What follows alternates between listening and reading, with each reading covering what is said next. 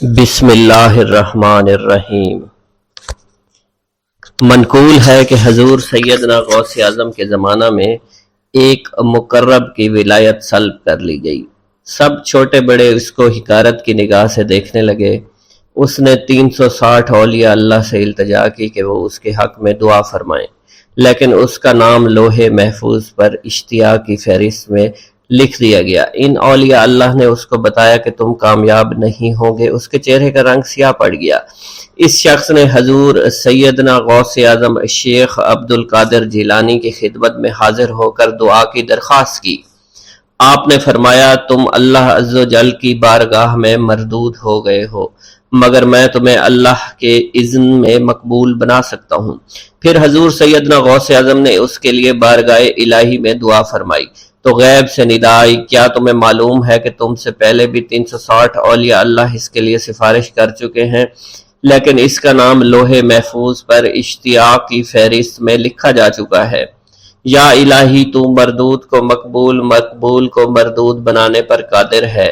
اگر تیری منشا یہی ہے تو نے اس کو مقبول بنانے کے لیے مجھ سے دعا کیوں کروائی؟ غیبی ندا آئی، اے عبد القادر، اسے میں نے تمہارے سپرد کیا، تم اسے جو چاہے بنا دو۔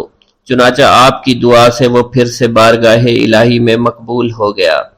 حضرت شیخ ابو صالح سے منقول ہے، حضرت شیخ ابو مدین مغربی نے مجھے حضور سیدنا غوث اعظم شیخ عبد القادر جیلانی کی خدمت میں بغداد فقر کی تعلیم کے لیے بھیجا۔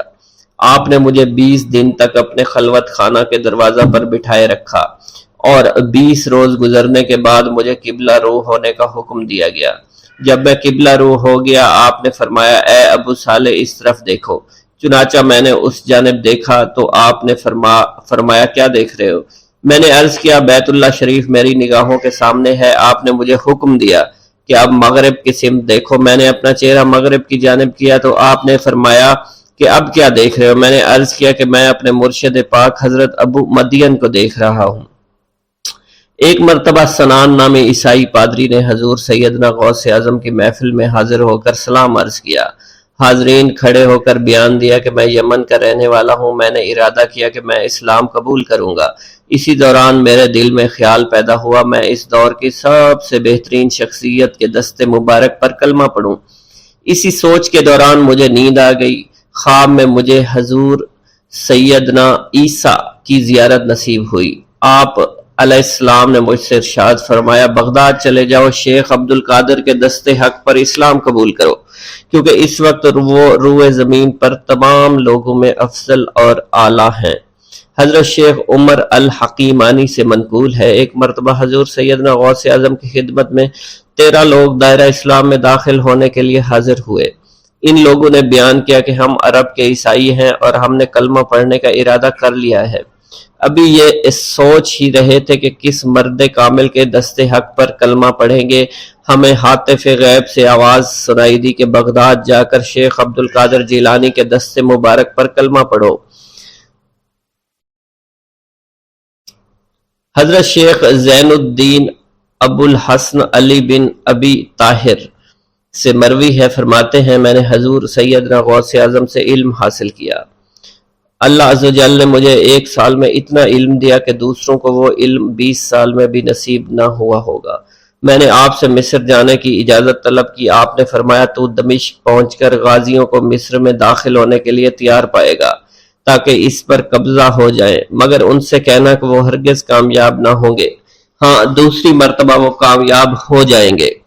حضرت شیخ زین الدین فرماتے ہیں جب میں دمشق پہنچا میں نے وہی حال پایا جو آپ نے بیان فرمایا تھا۔ میں نے ان سے کہا تو وہیں نہ رکے۔ جب میں مصر پہنچا تو میں نے خلیفہ کو ان کو مقابلے کے لیے تیار پایا۔ میں نے خلیفہ سے کہا گھبراؤ نہیں، کامیاب ہو جاؤ گے۔ وہ فرماتے ہیں خلیفہ نے مجھے اپنا ندیم خاص مقرر فرمایا اور اپنے ہر راز سے مجھے واقفیت دے دی۔ پھر دوسری مرتبہ غازی آئے، انہوں نے مصر پر قبضہ کر لیا۔ مجھے حضور سیدنا غوث کے قول کے مطابق ہر ایک سے 1.5 لاکھ دینار ملے۔ مجھے مصر میں ہر خاص و عام میں مقبولیت حاصل ہوئی اور بے شمار لوگ میرے واعظ سے مستفید ہونے لگے۔ حضرت شیخ ابو الخیر سے منقول ہے، فرماتے ہیں میں شیخ ابو محمد حسن شیخ ابو قاسم شیخ ابو حفظ کی خدمت میں حاضر ہوئے۔ آپ نے فرمایا تم سب اپنی اپنی حاجات بیان کرو، میں انشاءاللہ تمہاری حاجات پوری کروں گا۔ شیخ ابو سعید نے کہا کہ میں ترک دنیا اختیار کرنا چاہتا ہوں۔ شیخ ابن قائد وانی نے کہا کہ مجھے مجاہدے کی قوت عطا کر دیجئے۔ شیخ بزاز نے کہا خوف الہی چاہتا ہوں۔ شیخ فارسی نے کہا اللہ کے ساتھ میرا ایک حال ہے جسے میں کھو بیٹھا ہوں، چاہتا ہوں میرا وہ حال لوٹ آئے۔ شیخ جمیل نے کہا میں حفظ کرنا چاہتا ہوں۔ شیخ عمر نے کہا میں علم کی زیادتی چاہتا ہوں۔ شیخ خلیل نے کہا میں چاہتا ہوں مجھے موت نہ آئے، یہاں تک کہ مجھے مقام قطبیت پر فائز کیا جائے۔ شیخ ابو البرکات نے کہا کہ میں محبت الہی میں استغراق چاہتا ہوں۔ شیخ ابو عبداللہ نے کہا کہ میں نائب وزیر بننا چاہتا ہوں۔ شیخ ابو مفتوح نے کہا کہ میں خلیفہ کے گھر کا استاد بننا چاہتا ہوں۔ حضرت شیخ ابو الخیر فرماتے ہیں حضور سیدنا غوث اعظم نے فرمایا انشاءاللہ تم سب کی حاجات جلد پوری ہوں گی۔ چنانچہ آپ کا قول پورا ہوا اور تمام لوگوں کی حاجات پوری ہوئیں ماں سوائے شیخ خلیل کے، کیونکہ حضرت شیخ خلیل نے قطبیت مانگی تھی جس کا وقت ابھی نہیں آیا تھا۔ حضرت ابو السعد عبداللہ سے مروی ہے کہ میری کنواری بیٹی فاطمہ گھر کی چھت پر چڑھی تو اسے کوئی چیز اٹھا کر لے گئی۔ اس وقت میری بیٹی کی عمر 16 برس تھی۔ میں حضور سیدنا غوث اعظم شیخ عبد القادر جیلانی کی خدمت میں حاضر ہوا اور سارا ماجرا ان کے گوش گزار کر دیا۔ آپ نے فرمایا تم آج رات کو کرخ کے ویرانے میں جاؤ اور تل خمس 5واں ٹیلا کے پاس جا کر بیٹھ جاؤ اور اپنے ارد گرد دائرہ کھینچ لو۔ دائرہ کھینچتے وقت بسم اللہ علی نیت عبد القادر کے الفاظ پڑھنا۔ جب رات بڑھے گی جنوں کے گروہ مختلف شکلوں میں تیرے نزدیک سے گزریں گے، تم انہیں دیکھ کر خوف زدہ مت ہونا۔ جب صبح ہو جائے گی تو جنوں کا بادشاہ ایک جماعت کے ہمراہ گزرے گا، وہ تجھ سے تیری حاجت پوچھے گا، تو اسے بتانا عبد القادر نے بھیجا ہے اور میری حاجت یہ ہے۔ ابو سعید فرماتے ہیں میں نے حکم کی تعمیل کی، آپ کے فرمان کے مطابق ڈراؤنی شکلوں والے لوگ گزرے مگر دائرہ کے نزدیک کوئی نہ آ سکا، یہاں تک کہ صبح جنوں کا بادشاہ گھوڑے پر سوار ہو کر آیا، اس کے ساتھ ایک کثیر جماعت بھی تھی۔ اس نے مجھ سے کہا میری حاجت پوچھی، میں نے اسے حضور سیدنا غوث اعظم کا پیغام پہنچاتے ہوئے کہا اور اپنی حاجت بیان کی۔ میری بات سن کر وہ بادشاہ گھوڑے سے اترا، زمین کو بوسہ دیتے ہوئے دائرہ کے کنارے بیٹھ گیا۔ بادشاہ کے بیٹھتے ہوئی جماعت بھی بیٹھ گئی۔ پھر بادشاہ نے اپنی جماعت کے کچھ لوگوں کو حکم دیا جاؤ جس نے یہ کام کیا ہے اسے میرے پاس لے کر آؤ۔ چنانچہ وہ لوگ ایک سرکش جن کو پکڑ لائے جس کے ساتھ میری بیٹی بھی تھی۔ جنوں کے بادشاہ سے کہا گیا کہ یہ ملک چین کے سرکش جنوں میں سے ہے۔ بادشاہ نے اس جن کو مخاطب کرتے ہوئے کہا کہ تمہیں قطب وقت کے قدموں کے نیچے سے لڑکی اٹھانے کی جرت کیوں کر پیش ہوئی؟ اس سرکش جن نے کہا کہ میں اس لڑکی پر عاشق ہو گیا تھا۔ بادشاہ جن نے اس سرکش جن کو سر قلم کرنے کا حکم دیا اور میری بیٹی مجھے واپس لوٹا دی۔ میں نے بادشاہ جن سے کہا کہ تم نے حضور سیدنا غوث اعظم کا حکم بجا لانے میں کوئی کسر نہ چھوڑی۔ بادشاہ جن نے کہا کہ وہ گھر بیٹھے ہم جیسے سرکشوں کو دیکھ لیتے ہیں، خواہ کتنی ہی دور کیوں نہ بیٹھے ہوں۔ جب اللہ عز و جل کوئی کتب مقرر کرتا ہے تو اسے جن و انس پر قدرت عطا فرما دیتا ہے۔ تفریح الخاطر میں منقول ہے حضور سیدنا غوث اعظم کے وصال کے بعد ایک شخص جو کہ عرصہ دراز سے مرشد کامل کی تلاش میں تھا اور وہ آپ کا شورا سننے کے بعد آپ کی خدمت میں بغداد شریف پہنچا۔ جب اس شخص کو معلوم ہوا کہ آپ وصال فرما گئے ہیں تو وہ آپ کی قبر مبارک پر حاضر ہوا اور آداب زیارت بجا لایا۔ آپ اپنی قبر مبارک سے باہر تشریف لائے، اس کا ہاتھ پکڑ کر اسے سلسلہ عالیہ قادریہ میں بیعت فرما دیا اور اس کی جانب خصوصی توجہ فرمائی۔ حضرت ابو بکر ارکیمی فرماتے ہیں میں ابتدائی عمر میں شتر بانی کا کام کیا کرتا تھا۔ ایک مرتبہ مجھے ایک شخص کے ساتھ حج کرنے کا اتفاق ہوا۔ اس شخص کو یہ خطرہ لاحق ہوا کہ وہ عنقریب مر جائے گا۔ اس نے مجھے ایک چادر اور 10 دینار دیے اور فرمایا یہ میری امانت، تم بغداد شریف واپس جا کر حضور سیدنا غوث اعظم شیخ عبد القادر جیلانی رحمۃ اللہ علیہ کی خدمت میں پیش کر دینا۔ حضرت ابو بکر الکیمی فرماتے ہیں کہ میں اس وصیت کے کچھ دنوں بعد اس شخص کا انتقال ہو گیا۔ میں جب بغداد شریف تشریف لایا تو لالچ میں پھنس گیا۔ میرے دل میں خیال آیا ان چیزوں کے متعلق کسی کو کچھ علم نہیں ہے، چنانچہ میں نے وہ چادر اور 10 دینار اپنے پاس رکھ لیے۔ ایک دن میں بازار سے گزر رہا تھا، میری ملاقات حضور سیدنا غوث اعظم سے ہوئی۔ میں نے آپ کو سلام کیا، آپ نے میرا ہاتھ پکڑ کر فرمایا، تم نے 10 دیناروں کے لیے بھی اللہ کا خوف نہیں کیا، میری امانت اپنے پاس رکھ لی اور میرے پاس اپنی آمد و رفت بھی ختم کر لی۔ حضرت ابو بکر ارقیمی فرماتے ہیں کہ حضور سیدنا غوث اعظم کی بات سن کر مجھ پر غشی طاری ہو گئی، اور جب مجھے ہوش آیا میں نے وہ چادر اور 10 دینار لا کر آپ کی خدمت میں پیش کیے اور معافی کا خواستگار ہوا۔ واللہ عالم۔ بسم اللہ الرحمن الرحیم۔ حضور سیدنا غوث اعظم کی پرورش نہایت ہی بابرکت ماحول میں ہوئی۔ آپ نے ابتدا میں گوشہ نشینی اختیار کی اور خود کو دنیاوی غلاظتوں سے پاک رکھا۔ آپ نے 51 برس کی عمر میں شادی کی۔ جب آپ سے اس کے بارے میں دریافت کیا گیا تو آپ نے فرمایا، جب مجھے حضور نبی کریم صلی اللہ علیہ وسلم نے نکاح کی اجازت دی تو میں نے نکاح کر لیا۔ حضور سیدنا غوث اعظم رحمۃ اللہ علیہ نے اپنی ذات کو اللہ عز و جل کی خوشنودی کے لیے وقف کر رکھا تھا۔ آپ کی راتیں جاگ کر گزرتی تھی اور ساری رات آپ مراقبہ اور مشاہدہ میں گم رہتے تھے۔ آپ کی عادت مبارکہ تھی کہ آپ سجدہ کو دراز کرتے تھے اور بیٹھ کر مراقبہ فرماتے تھے۔ اسی دوران آپ کا جسم مبارک نورانی شعاؤں کے زیر اثر ہوتا تھا اور کئی مرتبہ آپ ان نورانی شعاؤں میں غائب ہو جایا کرتے تھے۔ حضور شیخ ابو عبداللہ بن حسنین بن ابی فضل فرماتے ہیں کہ سیدنا غوث اعظم کے بعض دہقانی مریدین ہر سال آپ کے لیے گیہوں بوتے تھے اور جائز طریقہ سے اسے پالتے تھے۔ پھر آپ کے بعض مریدین اسے پیستے، آپ کے لیے ہر روز 4 یا 5 روٹیاں پکاتے اور شام کو آپ کے پاس روٹیاں لے کر آتے تھے۔ آپ حاضرین میں ایک ایک ٹکڑا تقسیم کر دیتے اور جو بچ جاتا وہ اپنے لیے رکھ لیتے تھے۔ حضرت شیخ خضر حسینی سے منقول ہے کہ حضور سیدنا غوث اعظم نے ایک شکستہ دل فقیر کو دیکھا۔ آپ نے اس سے اس کی کیفیت کے متعلق دریافت کیا تو اس نے کہا کہ میں آج دریا کے کنارے گیا اور ملاح سے کہا کہ وہ مجھے دریا کے پار لے جائے۔ اس نے انکار کر دیا۔ میں اپنے اس افلاس کے سبب پریشان اور شکستہ دل ہوں۔ ابھی اس فقیر کا کلام جاری تھا کہ ایک شخص آپ کی خدمت میں حاضر ہوا اور 30 دینار آپ کی خدمت میں پیش کر دیے۔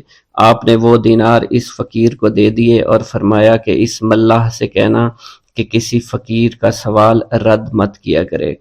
حضرت شیخ معمر کا بیان ہے کہ میں نے حضور سیدنا غوث اعظم سے زیادہ کسی کو درگزر فرمانے والا نہیں دیکھا۔ آپ کی عطا کا یہ عالم تھا کہ ایک محفل میں 400 لوگوں کو ولایت کے مقام اعلیٰ تک پہنچا دیا کرتے تھے۔ بھوکوں کو کھانا کھلانا اور بیواؤں کی حاجت روائی کرنا آپ کا معمول تھا۔ جب کسی بیمار کے متعلق سنتے فوراً اس کی عیادت کے لیے تشریف لے جایا کرتے۔ فقراء کو آپ کے در سے بغیر سوال کیے عطا ہو جایا کرتا۔ حضور سیدنا غوث اعظم نے فرمایا کہ مخلوق سے کنارہ کشی سے قبل علم حاصل کرو، کیونکہ جو شخص علم کے بغیر عبادت کرتا ہے وہ اصلاح سے زیادہ فساد میں مبتلا ہو جاتا ہے۔ تمہیں چاہیے کہ شمع شریعت اپنے ہمراہ لے کر علم کی روشنی میں عمل کرو، پھر اللہ تعالیٰ تمہیں علم لدنی کا وارث بنا دے گا جس سے تم ناواقف ہو۔ تمہیں چاہیے کہ تمام اسباب و ذرائع سے تعلق منقطع کر کے رشتہ داروں اور احباب سے جدائی اختیار کر لو، تاکہ تم اپنے زہد کی وجہ سے اپنے قوت باطنی اور اپنے حسن ادب کا مشاہدہ کر سکو۔ خدا کے علاوہ تمام عالم اسباب سے اس خوف سے منقطع ہو جاؤ تاکہ تمہاری شمع معرفت نہ بجھ جائے، اور جب تم 40 دن ایک چلہ اپنے رب کے لیے مخصوص کر دو گے تو تمہارے قلب سے حکمت کے چشمے جاری ہو جایا کریں گے اور تم معرفت الہی کی تپش کا مشاہدہ کرنے لگو گے، جس کو حضرت موسیٰ علیہ السلام نے اپنے شجر قلب پر محسوس کیا تھا۔ اس کیفیت کے بعد تم اپنے نفس و خواہش اپنے شیطان، اپنی طبیعت اور اپنے وجود سے کہو گے کہ ٹھہر جا، میں نے اس آگ کا مشاہدہ کر لیا ہے جو قلب موسیٰ علیہ السلام سے روشن ہوئی تھی۔ اس کے بعد تمہارے قلب میں باطن سے یہ آواز آنے لگی کہ میں ہی تمہارا رب ہوں، میری ہی عبادت کرو، میرے غیر کی اطاعت سے گریزاں ہو جاؤ، میرے سوا کسی سے تعلق مت رکھو، میری معرفت حاصل کر کے میرے غیر کو فراموش کر دو، غیر سے اعراض کر کے صرف میرے علم، میرے قرب، میرے ملک اور میری سلطنت کی جانب متوجہ رہو۔ جب تمہیں بقائے الہی حاصل ہو جائے تو تمہاری زبان پر اللہ تعالیٰ کا نام جاری ہو جائے گا اور تمہارے حجابات رفع ہو کر قلب سے کدورت زائل ہو جائے گی اور نفس کو مکمل سکون حاصل ہوگا۔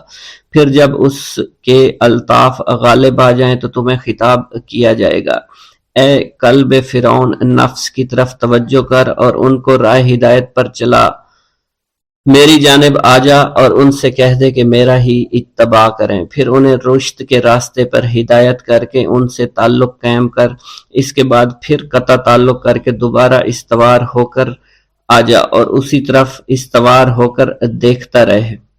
حضرت شیخ معمر سے منقول ہے، فرماتے ہیں ایک مرتبہ میں حضور سیدنا غوث اعظم کی خدمت میں حاضر تھا، آپ بیٹھے کچھ لکھ رہے تھے، اسی دوران چھت سے 3 مرتبہ مٹی گری، چوتھی مرتبہ ایسا ہوا تو آپ نے جلال میں آ کر اس جگہ دیکھا جہاں سے مٹی گر رہی تھی، اسی دوران ایک چوہا اس جگہ سے نیچے گرا اور مر گیا اور یہ چوہا ہی وہاں سے مٹی کو کھود رہا تھا۔ حضرت شیخ عمر بن مسعود فرماتے ہیں حضور سیدنا غوث اعظم فرما رہے تھے، اسی دوران ایک چڑیا نے آپ کی قمیص پر بیٹ کر دی، آپ نے جلالی نظروں سے چڑیا کو دیکھا، چڑیا اسی وقت نیچے گری مر گئی، آپ نے وضو سے فارغ ہونے کے بعد قمیص کے اس حصے کو دھویا، پھر اپنی قمیص مبارک اتار کر مجھے دی اور فرمایا اس کو فروخت کر کے اس کی رقم کو خیرات کر دو، یہ اسی کا بدلہ ہے۔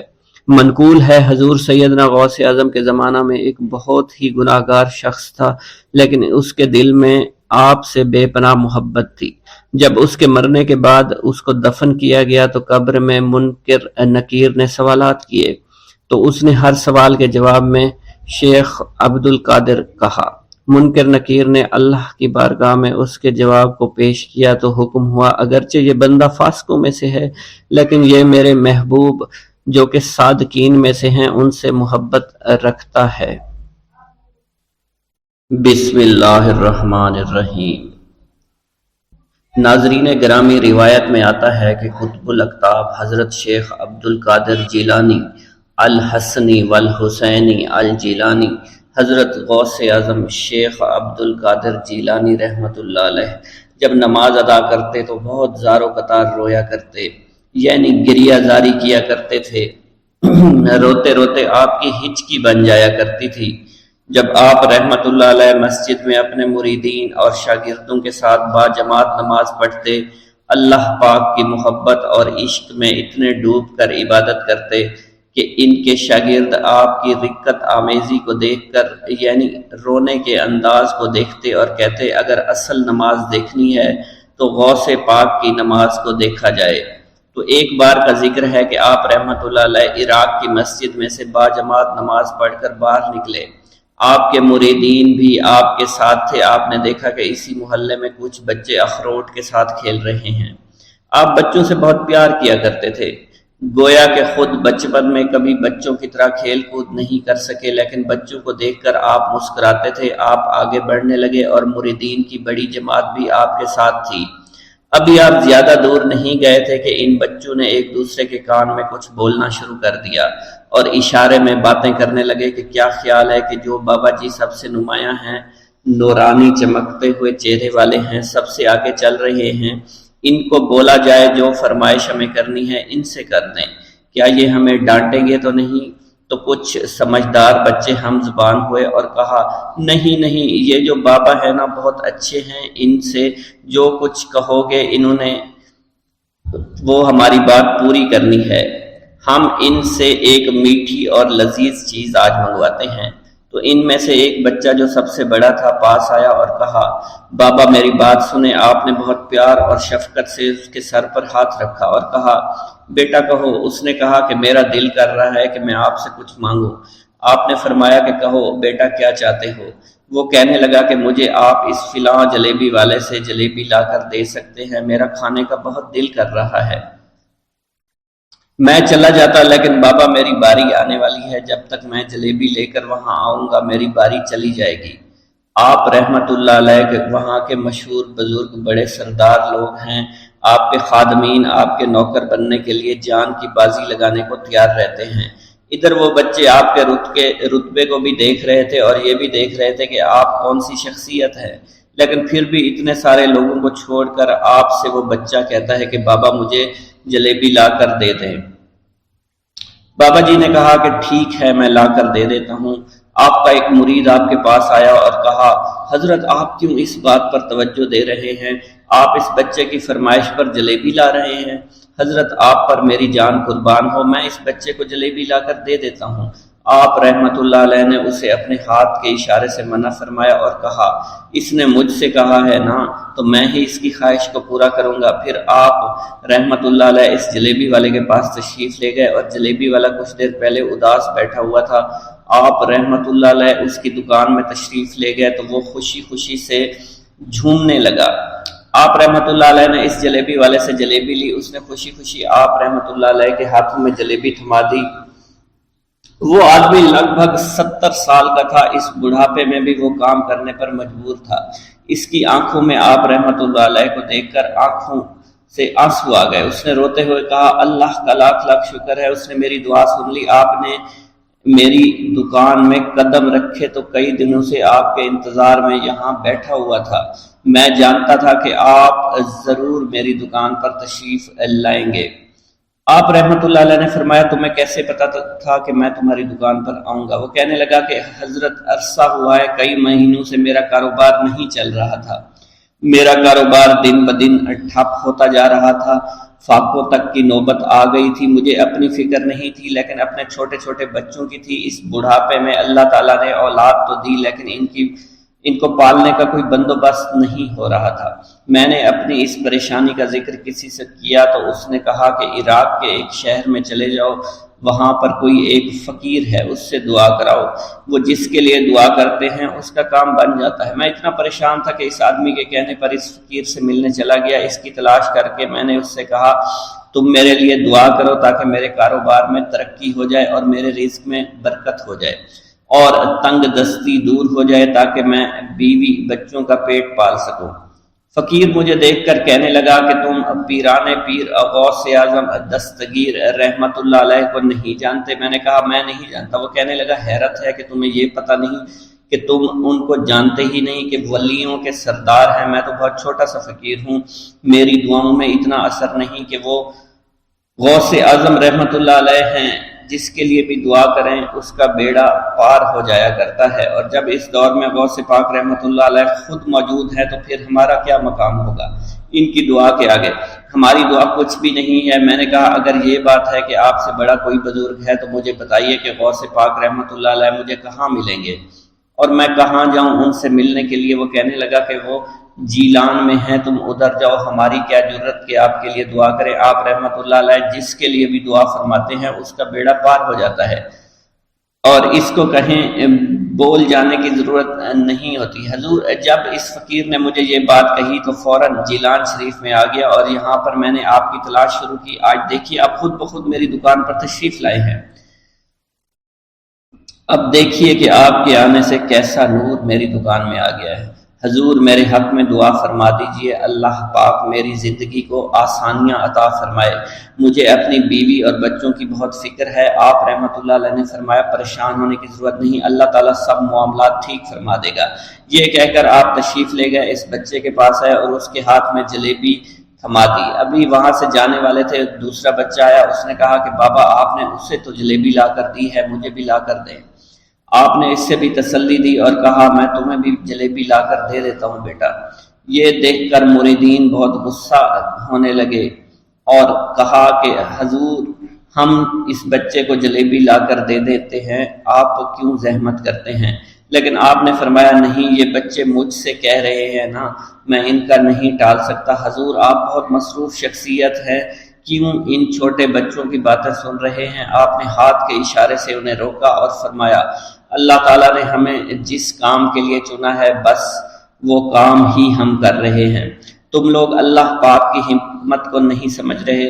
پھر آپ جتنی بار وہ بچے آپ کو بھیجتے رہے آپ رحمۃ اللہ علیہ ان کے لیے جلیبیاں لاتے رہے، حتیٰ کہ آخری بچے کو بھی آپ نے جلیبی لا کر دے دی اور وہ مزے سے کھانے لگے۔ جلیبی کھانے کے بعد وہ آپ کو دعائیں کرنے لگے اور کہا آپ بہت اچھے انسان ہیں، جیسا کہ آپ کے بارے میں ہم نے سنا تھا آپ ویسے ہی ہیں، آپ اخلاق کے بہت عمدہ ہیں، آپ کی سخاوت کے بارے میں ہم نے جتنا سن رکھا تھا آپ اتنے ہی سخی ہیں، ہم آپ سے بہت خوش ہوئے۔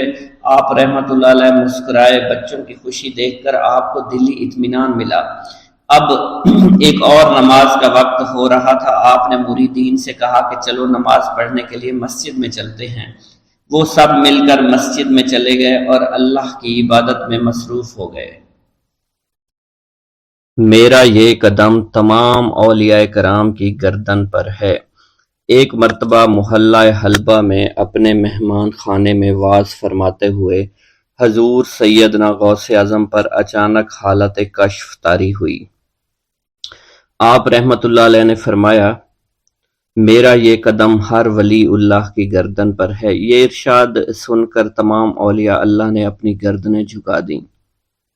صلحائے امت نے اس کی توضیح فرمائی ہے کہ آپ رحمت اللہ علیہ کے عہد مبارک اور بعد میں قیامت تک آپ کی عطا کے بغیر ولی اللہ ولایت کے درجے پر فائز نہیں ہو سکتا۔ سلطان الہند حضرت خواجہ معین الدین چشتی المعروف خواجہ غریب نواز اس وقت خراسان کے پہاڑوں پر مجاہدات میں مشغول تھے۔ انہوں نے بھی حضور سیدنا غوث اعظم کا ارشاد گرامی سن کر اپنی گردن جھکا دی اور یوں عرض گزار ہوئے آپ کے قدمین شریفین میرے سر اور میرے آنکھوں پر ہیں۔ حضور سیدنا غوث اعظم فرماتے ہیں کہ میں 10 برس کی عمر میں اپنے شہر کے مکتب میں حصول علم کے لیے جایا کرتا تھا۔ اس وقت میرے ساتھ ملائکہ بھی ہوتے تھے جو میرے آگے پیچھے میری حفاظت کے لیے چلتے تھے۔ جب میں مدرسہ پہنچتا تو یہ منادی کرتے تھے اللہ کے ولی کے لیے جگہ خالی کر دو، چنانچہ وہ میرے لیے جگہ خالی کر دیتے تھے۔ ایک مرتبہ میں نے ایک ایسے شخص کو دیکھا جس نے فرشتوں کی آواز سن کر کہا جس میں کوئی مزاحمت نہ ہوگی کہ یہ ایک نہایت معزز گھرانے کا فرد ہے اور عن قریب اس کو وہ عظمت حاصل ہوگی جس میں کوئی مزاحمت نہ ہوگی اور اس کو ایسا قرب نصیب ہوگا کہ اس کو کوئی فریب نہ دے سکے گا۔ پھر 40 برس بعد میں نے اس شخص کو پہچانا، وہ شخص ابدالوں میں سے تھا۔ حضرت شیخ ابو سعود احمد بن بکر حریمی سے مروی ہے کہ حضور سیدنا غوث اعظم نے فرمایا کہ میں 55 سال تک تنہا عراق کے بیابانوں میں پھرتا رہا، میں لوگوں کو نہ جانتا، لوگ مجھے نہ جانتے۔ اسی دوران میرے پاس رجال الغیب اور جنات تشریف لاتے جنہیں میں طریقت اور اصول کی تعلیم دیتا تھا۔ ابتدا میں جب میں عراق میں داخل ہوا تو حضرت خضر میرے ہم سفر بنے اور بعد میں اس وقت ان کو پہچانتا نہ تھا اور اس کے ساتھ میرا معاہدہ ہوا کہ میں ان کے کسی حکم کی خلاف ورزی نہیں کروں گا۔ ایک مرتبہ انہوں نے مجھے ایک جگہ بیٹھنے کا حکم دیا اور میں اس جگہ 3 سال تک بیٹھا رہا۔ سال میں ایک مرتبہ حضرت خضر میرے پاس تشریف لاتے، فرماتے کہ یہی تیرا مقام ہے جہاں تجھے پہنچایا گیا ہے۔ اس عرصہ کے دوران تمام نفسانی خواہشات مجھ پر انسانی شکل میں وارد ہوئیں، لیکن اللہ عز و جل نے مجھے ہر موقع پر استقامت عطا فرمائی اور مجھے ان خرافات سے بچائے رکھا۔ ابتدا میں میرا نفس مجاہدہ کا کوئی طریقہ اختیار کرتا تو میں اس پر قائم ہو جاتا اور کسی چیز کو قبول نہ کرتا تھا۔ ایک طویل مدت تک اپنا گلا گھونٹتے ہوئے میں مدائن کے جنگلوں میں مجاہدات میں مشغول رہا۔ حضور سیدنا غوث اعظم فرماتے ہیں کہ میں نے اپنے نفس کو مختلف مجاہدوں، مختلف ریاضتوں اور مختلف مشقتوں میں ڈالے رکھا۔ 1 سال تک میں گری ہوئی چیزیں اٹھا کر کھاتا رہا، دوسرے سال پانی پر گزارا کیا اور تیسرے سال نہ میں نے کچھ کھایا، نہ پیا اور نہ ہی سویا۔ ایک مرتبہ شدید سردی کی وجہ سے میں ایوان کسریٰ کے کھنڈرات میں سویا تو رات بھر میں 40 مرتبہ طبیعت خراب ہوئی۔ حضور سیدنا غوث اعظم فرماتے ہیں ہر سال ایک بزرگ آتے اور وہ مجھے جبہ دے کر چلے جاتے۔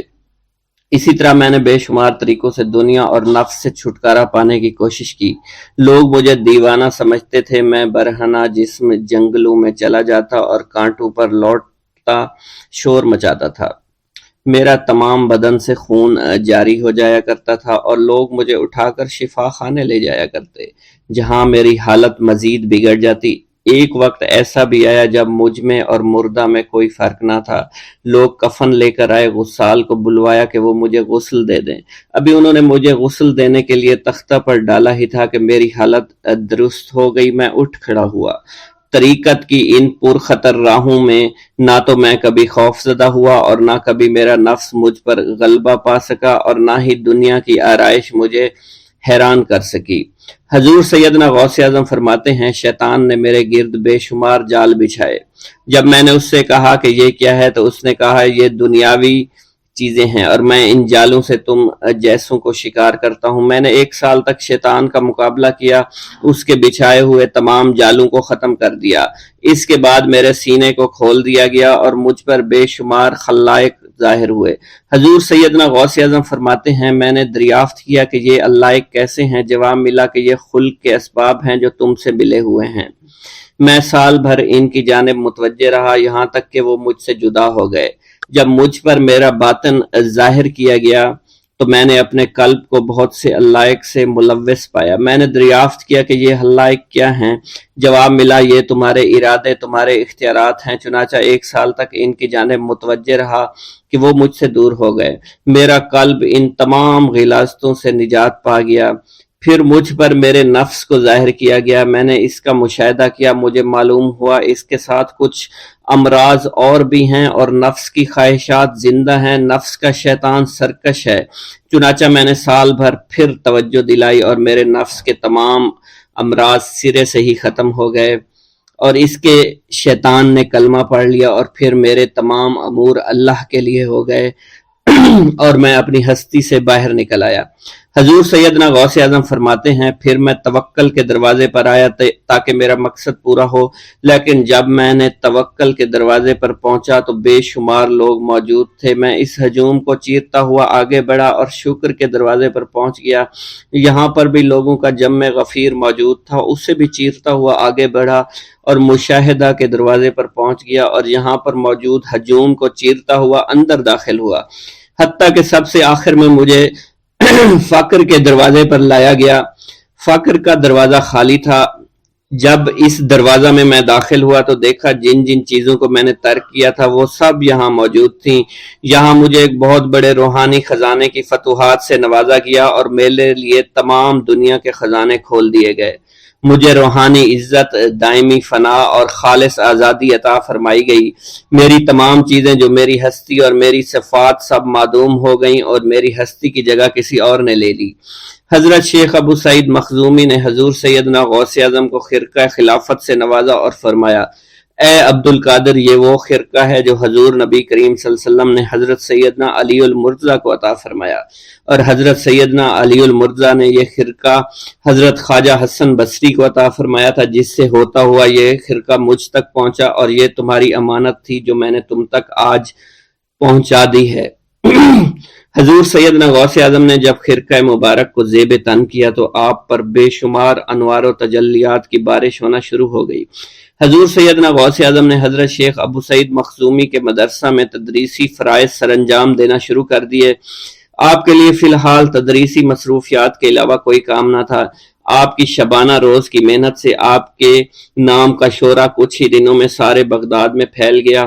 طلبہ دور دراز کے علاقوں سے علم کے حصول کے لیے آنے لگے۔ طلبہ کی تعداد جب مزید بڑھنا شروع ہو گئی تو ارد گرد کے کئی مکانات کو خرید کر مدرسہ میں داخل کر لیا گیا۔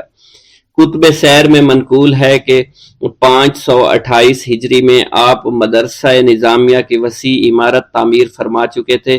اس مدرسہ کی تعمیر میں آپ نے بحیثیت مزدور بھی حصہ لیا تھا۔ حضرت شیخ ابو الخشاب سے مروی ہے کہ میں جوانی میں جب علم نحو پڑھ رہا تھا تو لوگوں نے مجھے حضور سیدنا غوث اعظم کے پاس جانے کا مشورہ دیا اور اس کی وجہ سے مجھے بھی اشتیاق ہوا کہ میں آپ کا واز سنوں۔ ایک مرتبہ کچھ لوگوں کے ہمراہ آپ کی مجلس میں دوستوں کے ہمراہ حاضر ہوا۔ آپ نے میری جانب توجہ کرتے ہوئے فرمایا ہماری صحبت اختیار کر لو، چنانچہ میں نے آپ کے فرمان کے مطابق آپ کی صحبت کو اختیار کر لیا۔